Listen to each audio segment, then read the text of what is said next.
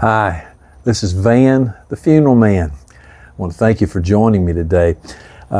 I'm here on this channel to help those who live as if they're immortal to understand that they are indeed mortal. And so that's the goal of this channel. So again, thanks for joining me today. You know, it's estimated that there's somewhere around 94 million U.S. households that use some type of a security system. It could include cameras, alarms, and various things, but it's all in an effort to keep someone from breaking in your home or crawling through your window at night. Now just pull up that imagery for just a moment and think about it. How frightening that would be. In the middle of the night, somebody is crawling through your window. That would be incredibly frightening. Yet, according to the Bible, there is something that can crawl into your window that no security system can keep out. Death has climbed into the windows and has entered into many homes. In fact, I like to read a verse of Scripture that speaks about this imagery. In Jeremiah chapter 9, verse 21, it says, "Death has climbed in through the windows and fortresses."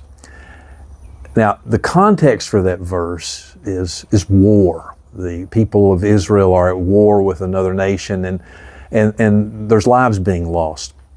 But just note the imagery of that.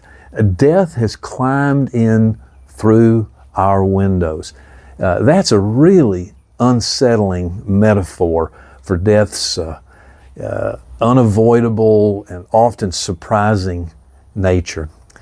I meet families every week who are overwhelmed by the unexpectedness of the death of a loved one. Dr. James Maxwell put it like this: every human being's life is like a house that has windows. No matter how strong and secure the windows may be, you cannot so lock or secure the windows to keep death from crawling through. That is so true. So since death will find a way into our lives, it can crawl into our windows at any time. There's two things I want to leave you with today. Two things that you can do. Okay, the first one is ever so simple. Look into getting life insurance, especially if you have a family, especially if you have those who are depending on you. You see, after your death, life must go on for your family. So consider looking into life insurance. That's something that you can do today. It's for pennies, depending on your age. It's very affordable for many. Example, an average funeral cost is somewhere between $8,000 and $9,000. Are you prepared for that? Because death is unexpected so often. So that's one thing that you can do, is look into life insurance. But a second thing that you could do is, and it's certainly something that you should do in light of the reality of death, and that is you should consider putting things right with you and your Creator. Now, you may be asking right now, how in the world do I even go about doing that? Why should I do that?